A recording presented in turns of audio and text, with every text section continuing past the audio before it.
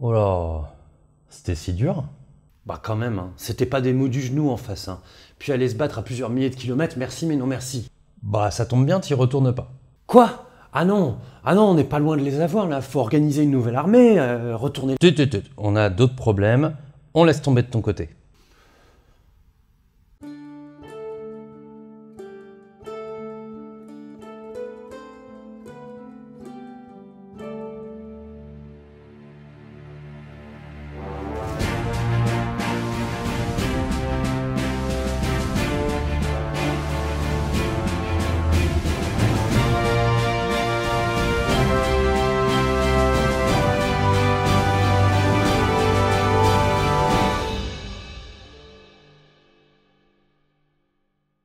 Aujourd'hui, je vous propose un épisode sur la bataille de Talas en 751 qui a opposé une armée arabo-musulmane de l'Empire abbasside à une armée chinoise de l'Empire Tang.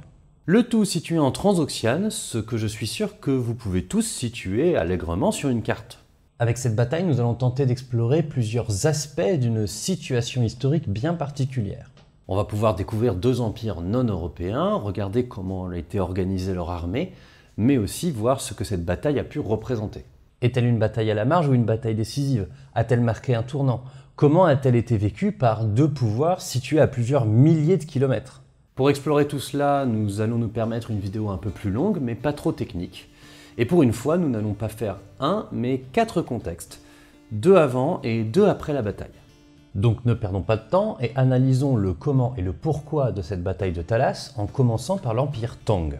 L'Empire Tang est l'empire chinois gouverné par la dynastie Tang, qui a elle-même déposé la dynastie Sui en 618.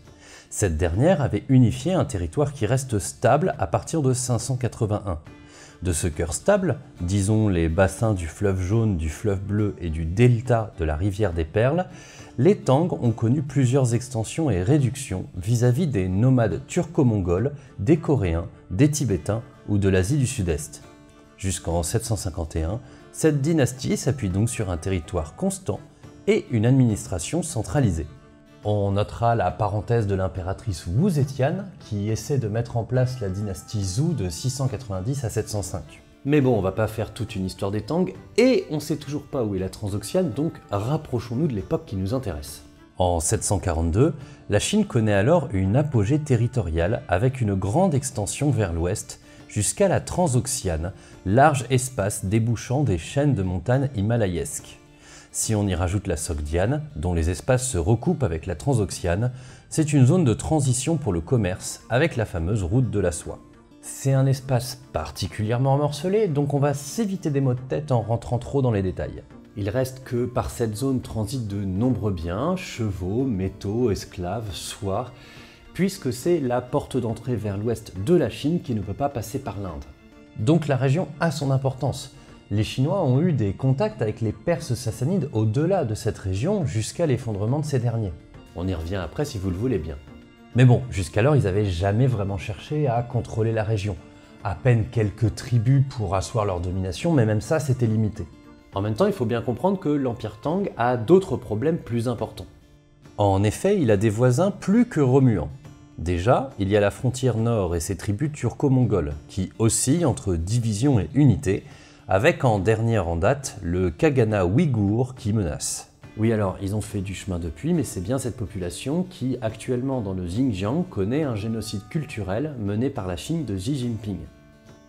À cela s'ajoutent les Khitai en Mandchourie, le royaume de Nanzhao dans le Yunnan qui cherche à se libérer de la tutelle Tang à partir de 750, et enfin l'empire tibétain qui a une certaine importance en ce qui nous concerne puisqu'il pousse les Chinois à s'intéresser à la Transoxiane en fermant l'Himalaya.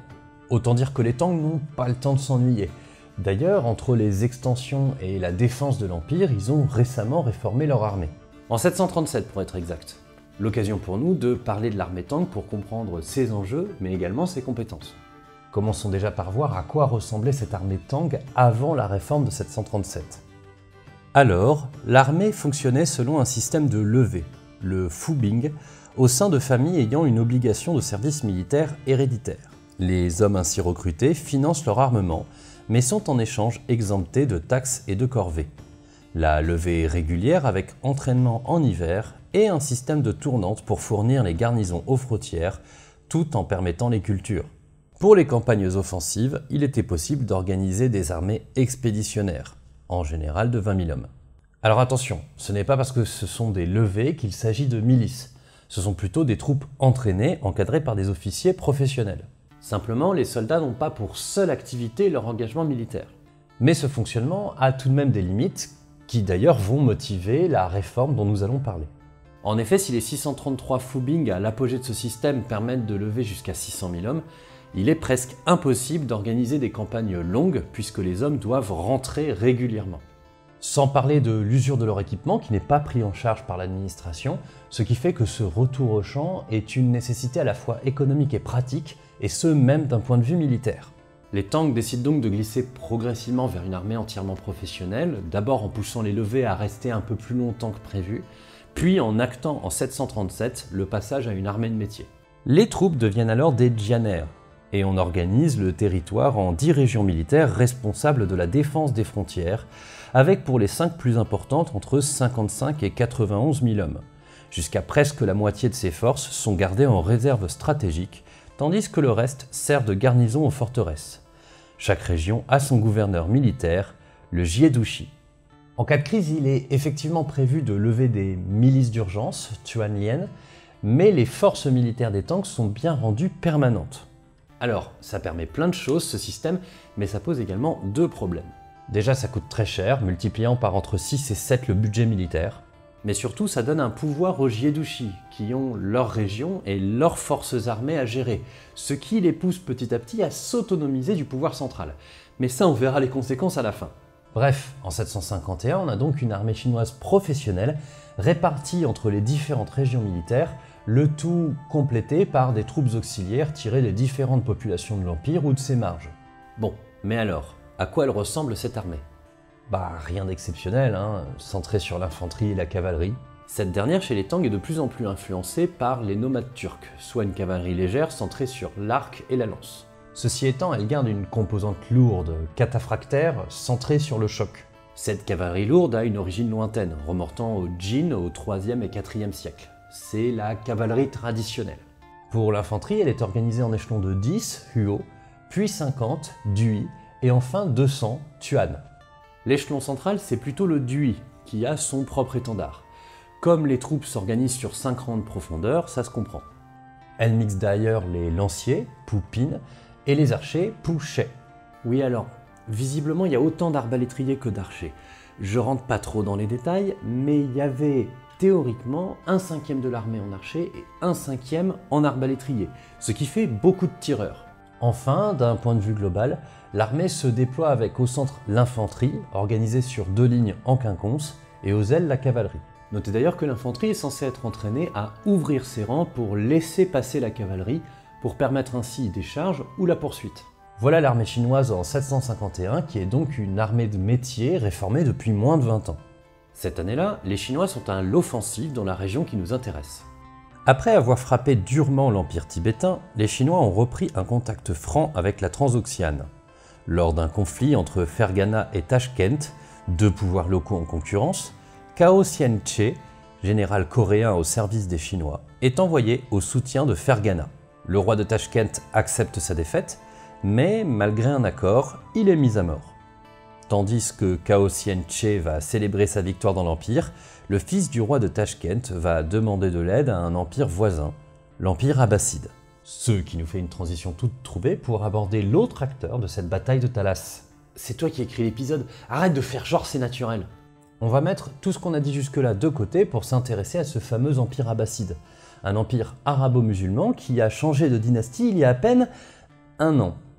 Revenons un peu en arrière car un tel empire ne se comprend que si on étudie ceux qui ont précédé les Abbassides, les Omeyyades. Pour simplifier, à partir de l'Hégire en 622, la fuite de Muhammad, appelé Mahomet en Europe, de la Mecque vers Médine, marquant la naissance de l'islam, se constitue un empire arabo-musulman dont la conquête de territoire est particulièrement rapide. Les Omeyyades mettent en place une dynastie qui va régner sur cet empire de 661 à 750. L'empire byzantin est fortement réduit, les Arabes assiégeant 2 fois Constantinople en 674 et 717 sans arriver à la prendre. L'empire perse sassanide, quant à lui, s'effondre et est tout simplement avalé. Les Omeyyades se déploient ainsi jusqu'à l'Espagne à l'ouest, la péninsule arabique au sud, le Caucase au nord et le Khorasan à l'est, région qui va nous intéresser particulièrement.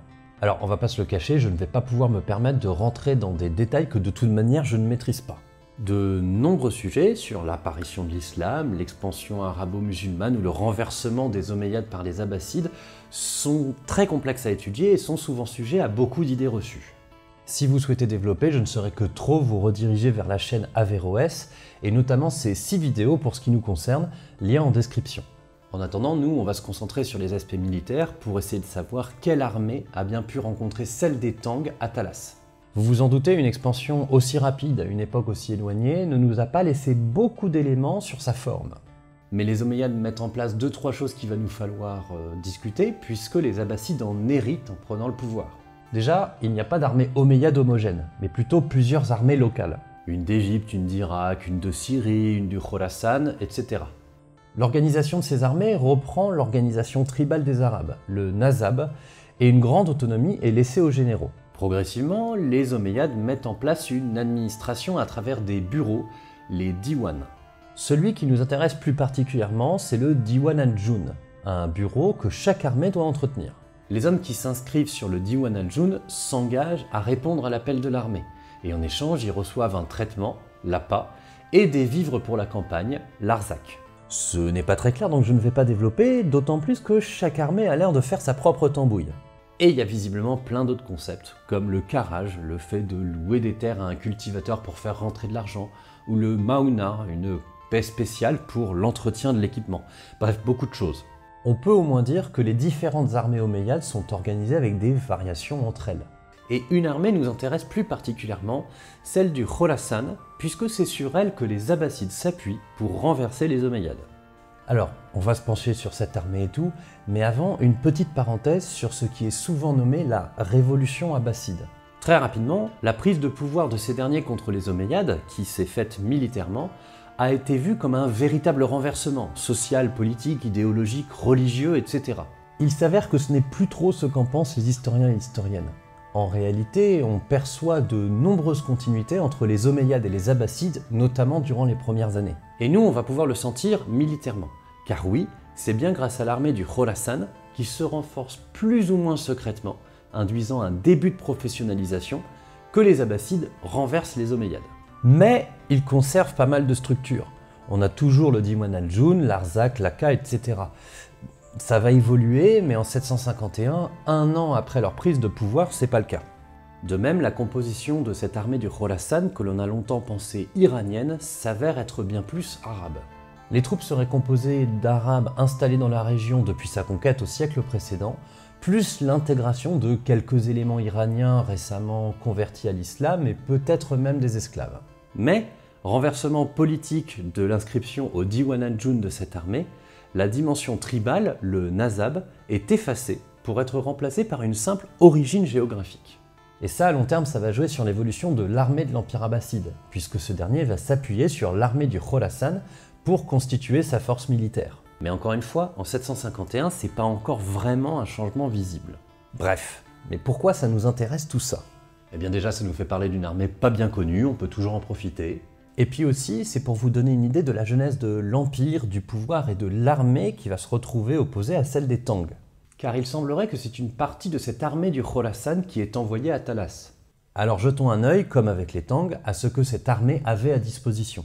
On va pas se le cacher, encore une fois, on ne sait pas grand-chose et on est sûrement sur du classique.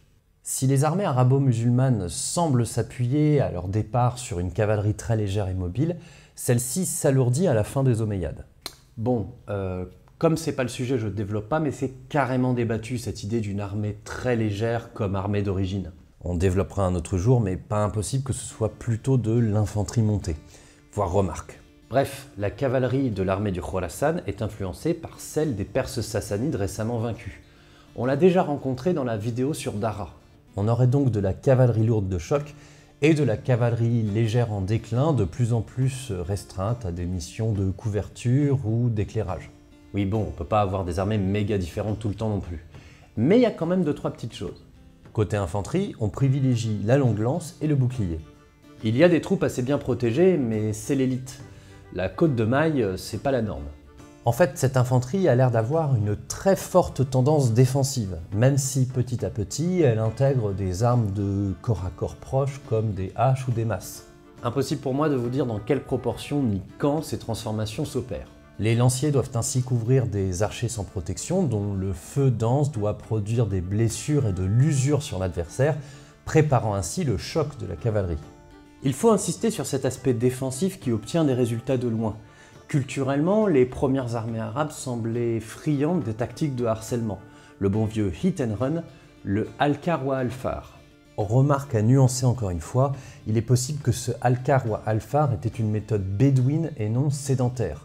Or, les tribus arabes sédentaires ont été très importantes dans la fondation de l'empire arabo-musulman. Je développe pas impossible que cela ait été abandonné dès les premières conquêtes. Mais en se confrontant de plus en plus à des infanteries plus denses, ces armées se sont certainement alourdies, d'où les lanciers défensifs pour protéger les archers. L'originalité, qui semble leur venir des Byzantins, c'est leur formation tactique.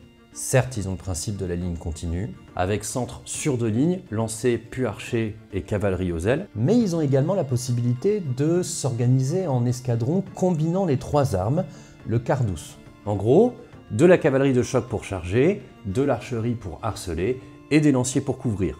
Le tout en petites unités. Les différents cardus sont indépendants tout en se couvrant les uns les autres, ce qui permet de résister à des effondrements locaux tout en gardant à disposition chacune de leurs options tactiques. Bon, c'est théorique, hein. Dans les batailles, difficile de les percevoir. Voilà, maintenant on va enfin se pencher sur ce qui amène une armée arabo-musulmane dans la Transoxiane. Une armée qui rassemble d'ailleurs d'autres troupes, et pour le comprendre, jetons un œil à ce que l'Empire omeyyade avait fait jusque-là. Après la chute de l'Empire sassanide en 650-651, les Arabes prennent Merv et stabilisent leurs frontières sur la rivière Oxus, qui forme une limite forte. Ils commencent à raider au-delà jusqu'en 705, puis tentent de s'implanter, notamment à Samarcande. Mais les Turcs locaux, entre Sogdiens, Karlouk ou Turgesh, leur résistent fortement et les repoussent en 737. La région du Khorasan reste ainsi au contact de la Transoxiane sans la dominer, quand le fils du prince de Tashkent demande à son gouverneur de l'aide contre l'intervention Tang que nous avons vue précédemment. Visiblement, ce n'est pas la première fois que les Arabes rencontrent les Tang. Ces derniers sont intervenus en soutien du dernier empereur sassanide quand celui-ci défendait encore le Khorasan, et pas impossible qu'ils aient aidé les Turcs sogdiens à les repousser dans les années 710-740.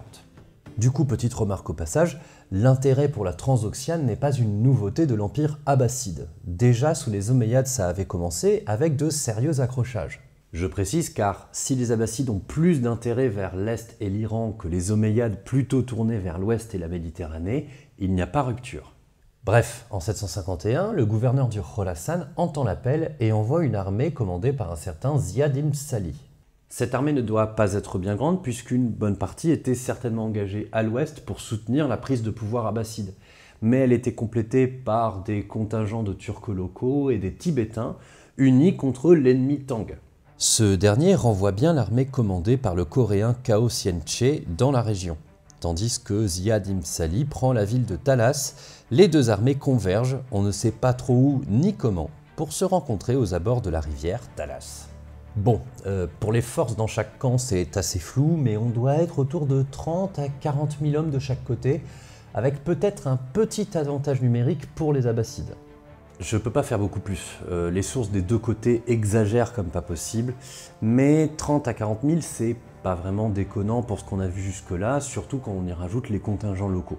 Bon, et là je dois bien admettre qu'avec tout ce qu'on a vu, on a préparé une bataille qui est pas bien folichonne. Heureusement que vous n'êtes pas là pour ça, hein.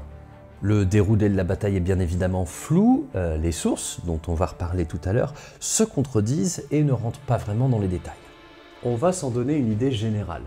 Le Val du Talas n'est pas bien large, faisant que les deux armées ont d'un côté la rivière et de l'autre du relief. Dans la plaine, elles se déploient assez symétriquement en s'opposant en avant les archers avec derrière ces derniers une ligne d'infanterie. Sur les ailes et dans la réserve, les deux camps placent leur cavalerie. Bon, il n'y a rien à dire, hein, c'est simple, classique, ça donne forcément une espèce de bras de fer un peu bas du front. En effet, après un échange de tirs par les archers avec un avantage pour les Chinois sans que cela soit très fort, les lignes d'infanterie s'engagent. Les ailes font leur travail en couvrant ce combat du centre. Rien ne craque particulièrement. Mais à force, les ailes s'écartent du centre, créant une opportunité pour les réserves des deux camps qui tentent de s'y engager et s'annulent mutuellement. Finalement, les deux armées se séparent. Oui bon, quand on fait tout symétriquement, tant que ça tient, finalement ça fait pas grand chose. En même temps, la bataille est décrite comme ayant duré 5 jours. Donc ce schéma se répète 5 jours durant. Très franchement, mais t'as vu que pendant 4 jours, c'était essentiellement deux armées qui se regardaient avec du combat de harcèlement, quelques échanges de tirs, des menaces de charge, mais sans plus. Bref, deux armées qui se regardent en chien de faïence dans un blocage tactique où personne n'ose vraiment s'engager. En même temps, c'est très risqué et les deux armées sont loin de leur base. Mais la 5e journée, il se passe quelque chose qui change tout. On a deux versions de ce quelque chose. Dans l'une d'elles, c'est une trahison, dans l'autre, c'est une intervention extérieure. Mais dans tous les cas, ça implique les Turcs Karluk. Je vous fais les deux versions dans mon immense bonté. Dans la première version, proposée par les sources chinoises, la 5e journée se déploie de la même manière que les précédentes quand les ailes du dispositif chinois, occupées par les Turcs Karluk, se retournent contre les troupes Tang, encerclant le centre. Autant dire que les Chinois ne tiennent pas longtemps et que peu de leurs forces parviennent à s'échapper. Et on les comprend. Cette version convient bien au Tang et au général coréen qui peut se dédouaner de la défaite en incriminant des troupes étrangères. Dans l'autre version, arabe cette fois, de la cavalerie turque Karluk locale aurait été assemblée pour prendre par surprise le flanc gauche pendant une 5e journée identique aux autres. Conséquence logique, l'aile gauche et le centre gauche chinois s'effondrent rapidement, entraînant le reste de l'armée. Les cavaleries victorieuses poursuivent les fuyards, entraînant des pertes importantes pour les Tang. Cette version est forcément à l'avantage des Arabes, mettant en avant leur capacité diplomatique et leur nouveau lien avec la population locale. Quoi qu'il en soit, c'est la fin de la bataille de Talas qui se solde par une assez nette victoire des Abbassides.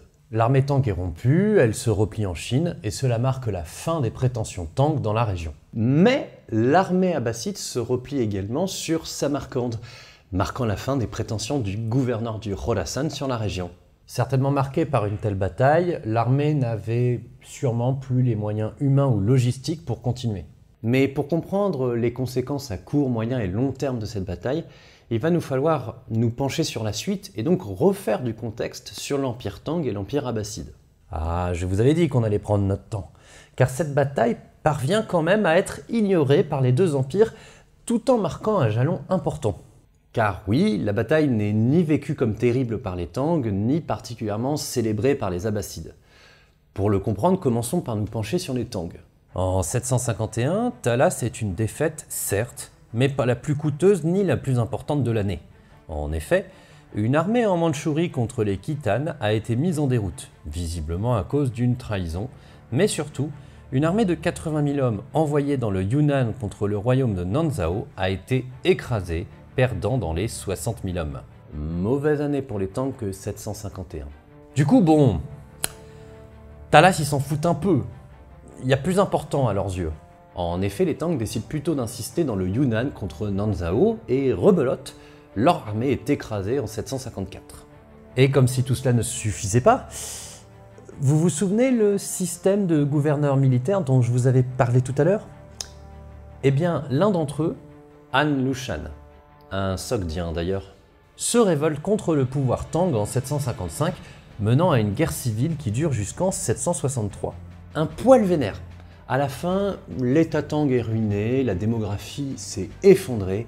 Bref, Talas, Cette faiblesse Tang relance ses ennemis traditionnels, turco-mongols et tibétains en tête, ce qui amène leur territoire à se rétracter bien loin de la Transoxiane dès 756, à peine 5 ans après la bataille de Talas. Bref, vous l'aurez compris, la Transoxiane, c'est mort pour les Tang, et c'est pas à cause de la bataille de Talas. Mais du côté abbasside, ils ont gagné, pourquoi ils n'ont pas poussé? Ben, un peu pareil. Déjà localement, on a une grosse bisbille. En effet, dès 752, pour des raisons qui nous échappent, le général victorieux Ziad ibn Sali se révolte contre le gouverneur du Khorasan. Du coup, instabilité locale jusqu'en 755. Et puis bon, les Abbassides doivent encore consolider un pouvoir fraîchement conquis, d'autant plus qu'ils font pas vraiment l'unanimité et qu'ils héritent des problèmes des Omeyyades. Au-delà du fait qu'ils gardent une bonne partie de l'armée du Khorasan à l'ouest pour les appuyer, un Omeyyade prend le pouvoir en Espagne et fonde l'émirat de Cordoue. Taert et le Maroc s'indépendantisent progressivement, tandis que les Abbassides doivent écraser de nombreuses révoltes jusqu'en 788, dont les plus notables au Turkestan en 757 et dans la péninsule arabique. Dans le même temps, les Abbassides déplacent le pouvoir de Damas à Bagdad, fondé en 762. Bref, on l'aura compris, les Abbassides n'ont pas que ça à faire de pousser vers l'est.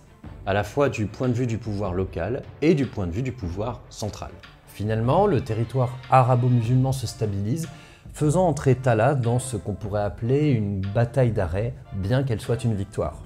En Europe, la bataille de Poitiers est souvent citée, stoppant l'élan de la conquête, a fortiori après la séparation d'Al-Andalus du reste. Les sièges de Constantinople marquent également la survie de l'Empire byzantin et un rééquilibrage régional. Et enfin, Talas qui sépare deux empires qui se sont en somme frôlés et qui laissent un vide en Transoxiane. Finalement, du point de vue des contemporains, cette bataille n'a pas des conséquences importantes. C'est à moyen, pour ne pas dire à long terme que ça se joue, ce qui rend le récit de Talas assez complexe. Et ça se voit géopolitiquement, économiquement, religieusement et technologiquement. Déjà, parlons un peu des sources. Parce que bon, la première mention de la bataille chez les Chinois, c'est dans l'ancien livre des Tang, le Jiu Tang Shu, écrit et publié en 941, soit après la chute des Tang. Bon, ça s'appuie sur des écrits des Tang, mais quand même. Et pour les sources arabes, c'est encore pire, puisque la bataille de Talas y apparaît dans les histoires complètes. Al-Kamil fit Tariq, en 1231. Oui, 5 siècles après la bataille, et à un moment où les Turcs seldjoukis ont mis sous tutelle des Abbassides au pouvoir bien réduit. Donc, orage au désespoir aux chroniques ennemies, que n'avez-vous vécu pour n'avoir rien écrit? Classique cri de désespoir de l'historien ou de l'historienne face à cette situation trop typique. Cela n'empêche pas pour autant d'analyser les différentes couches de conséquences de cette bataille. Elle ne lance pas de guerre, elle ne fait que résoudre une dispute locale finalement. En fait, les grands gagnants de Talas, ce sont ces arbitres, les nomades locaux, notamment les différentes populations turques.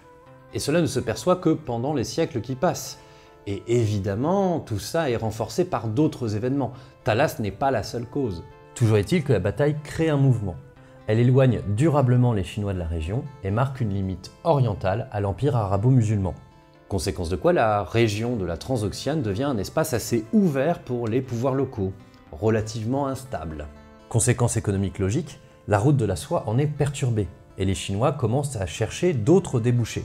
Et comme les Tibétains bloquent toujours l'Himalaya et l'Inde, les Tang vont développer des voies maritimes pour retrouver sur leur chemin les Abbassides, avec qui ils n'ont en réalité jamais vraiment rompu leurs relations. La route de la soie se développe ainsi par la mer Rouge et le golfe Persique. Paradoxalement, la bataille de Talas a donc lancé un mouvement de contournement, renforçant les liens entre Arabes et Chinois. Le retrait des Tang des régions à l'est de la Transoxiane mène également les marchands locaux, notamment les Sogdiens, à se tourner vers le Khorasan. Les liens tissés par l'armée arabo-musulmane avec les Turcs Terlouk rapprochent ainsi ces derniers, culturellement et économiquement, des espaces islamisés et non plus des espaces bouddhistes. En conséquence, à partir de Talas, on observe un lent processus d'islamisation des populations de la région, notamment les Turcs nomades. À tel point que quelques siècles plus tard, ces derniers nourriront un nouvel élan de l'islam, notamment à travers les Turcs seldjoukides. Notons bien que ce processus de conversion religieuse est lent et assez complexe à décrypter et pas spécialement lancé par l'Empire abbasside. En fait, depuis le début des conquêtes arabes, il n'y a pas vraiment de volonté stricte de conversion des populations conquises à l'islam. Certes, les croyants d'autres religions doivent payer un impôt, ont moins de droits avec le statut de dhimmi, etc., mais leur liberté religieuse est respectée. La conversion des marchands sogdiens ou des Turcs a pu être un mouvement d'aubaine pour avoir des opportunités commerciales, une manière d'échapper au statut de dhimmi ou alors l'expression d'une véritable expansion d'une nouvelle foi face à un bouddhisme en déclin. On ne sait pas. Il nous reste maintenant à aborder un dernier point, le papier. Tiens, ça faisait longtemps que tu m'avais pas fait un lien absurde. Bravo. Ça vient. Dans la tradition historique arabe, il est retenu que c'est grâce à la bataille de Talas que s'est diffusée la technique de production du papier dans l'Empire abbasside. Bon, les Chinois l'avaient depuis le IIe siècle déjà, Mais comment ça passerait à l'ouest par une bataille? Eh bien, parmi les prisonniers de la bataille, il y aurait eu des artisans chinois du papier qui, une fois amenés à Samarcande, y auraient ouvert la première industrie de production de papier de la ville, qui sera par la suite reconnue pour la qualité de son produit pendant longtemps. Le papier de Samarcande, si jamais vous avez déjà été confronté à l'expression. Derrière, c'est le reste de l'Empire abbasside qui aurait importé ce processus de production, menant à une explosion de l'emploi du papier.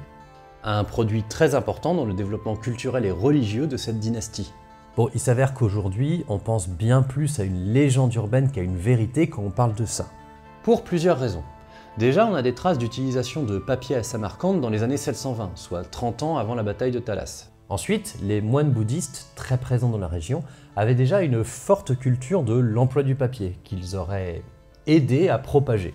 Et enfin, le procédé de fabrication du papier n'est pas le même à Samarcande que chez les Chinois. Difficile de croire que les Arabes auraient changé la recette tout en la découvrant. Il semble donc plus probable que cela soit passé par les contacts marchands et culturels. De ce point de vue, la prise de Samarcande par les Arabes joue certainement plus que Talas. Et puis, comme derrière, les liens commerciaux ont évolué comme on l'a vu, la diffusion du papier a pu en profiter.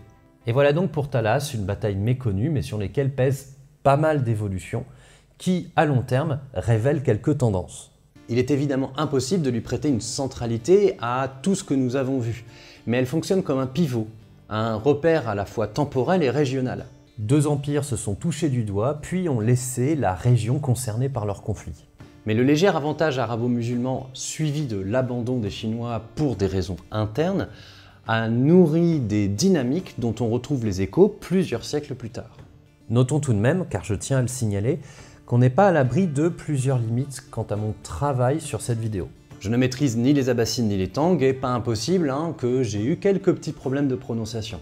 Bien évidemment, j'ai travaillé, sourcé, j'ai utilisé une bibliographie, mais pas impossible que je sois passé à côté de certains faits majeurs.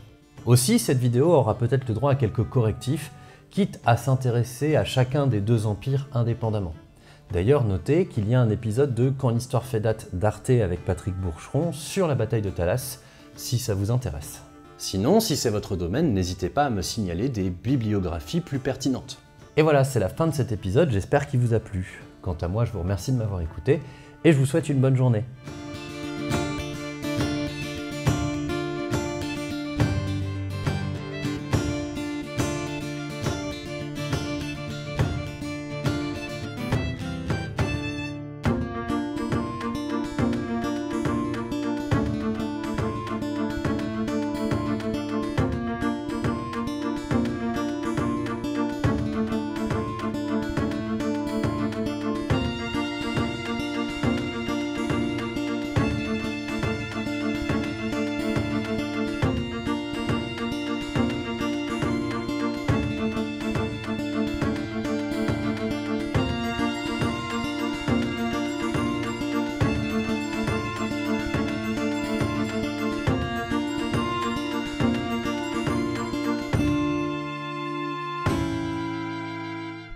Alors, petit commentaire post-crédit parce que je suppose que vous avez remarqué que je ne me suis pas appuyé sur des cartes d'époque, mais plus sur une carte topographique assez classique de relief qu'on trouve sur Wikipédia, sûrement fait à partir des satellites, pour la simple et bonne raison que, bon, j'ai pas trouvé, je ne m'y connais pas assez, j'ai pas trouvé de carte de l'époque du côté Tang et du côté abbasside. Par exemple, du coup, pour les Arabes, là, j'ai la carte d'Idrissi, hein, qui est très bien, que je vous retourne d'ailleurs, comme ça, vous allez retrouver vos repères. Bon, elle date de 1154, et elle reste quand même très imprécise. Là, typiquement, la Transoxiane, je ne sais pas où c'est. Enfin, c'est difficile un peu de se repérer là-dedans, ça vous aurait pas aidé. Je vous parle d'un espace qui est quand même pas très connu géographiquement pour nous, donc ça me paraissait difficile. Du côté chinois, c'est pas mieux, puisque finalement, je n'ai trouvé que des cartes datant du 19e, voire du 20e siècle, soit des cartes faites à l'époque coloniale, soit sous les Ming. Donc bon, ce sont des cartes intéressantes, mais qui déjà ont le problème de ne pas représenter l'ensemble du monde, et puis en plus qui donnent pas des repères. Enfin, je pense que la moyenne d'entre nous ne connaissent pas assez bien la Chine pour pouvoir lire cette carte comme si c'était normal. Donc j'ai dû abandonner cet aspect-là de la chaîne pour le coup, surtout que je trouvais ça intéressant quand même d'avoir une carte qui permettait de montrer que Thalas c'était la rencontre de deux empires qui, mis bout à bout, joignaient l'Atlantique au Pacifique à travers l'Eurasie. Donc bon, c'est quand même assez impressionnant comme espace. Donc voilà,